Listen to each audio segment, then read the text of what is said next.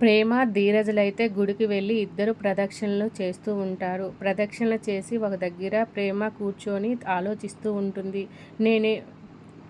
అత్తయ్యకి మాట ఇచ్చాను. నేను ఏ ట్యూషన్ చెప్పనని, ఏ డ్యాన్స్ క్లాసు చెప్పనని. ఏం చేయాలో ఏమో అని చెప్పనైతే అనుకుంటూ ఉంటుంది.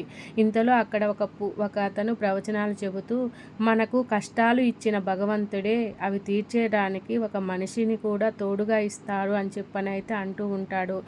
మాట వినగానే ప్రేమ అయితే చాలా సంతోషపడుతూ ధీరజ్ వైపు చూస్తూ ఉంటుంది.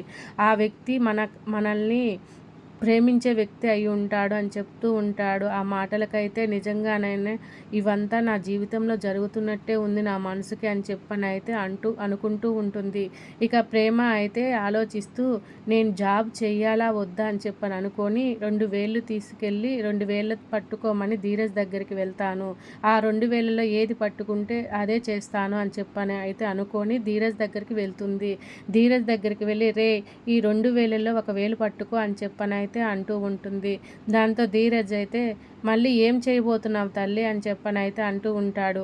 ఏం లేదు కానీ నువ్వు రెండిట్లో 1,000 పట్టుకో, ఓన్లీ క్లారిటీ కోసమే అడుగుతున్నాను అని చెప్పనైతే ధీరజ్తో అంటూ ఉంటుంది.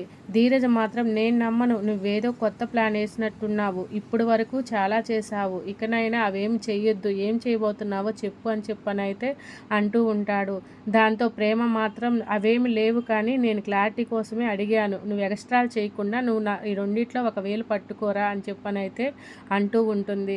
ఇక ధీరజ్ అయితే ఏ వేలు పట్టుకోవాలో అర్థం కాక మళ్ళీ ఏది పట్టుకుంటే ఏ సమస్య వచ్చిద్దో అని చెప్పనైతే ఆలోచిస్తూ ఉంటాడు. ప్రేమ మాత్రం ధీరజ్ వైపు చూస్తూ తొందరగా పట్టుకో అని చెప్పనైతే అంటూ ఉంటుంది.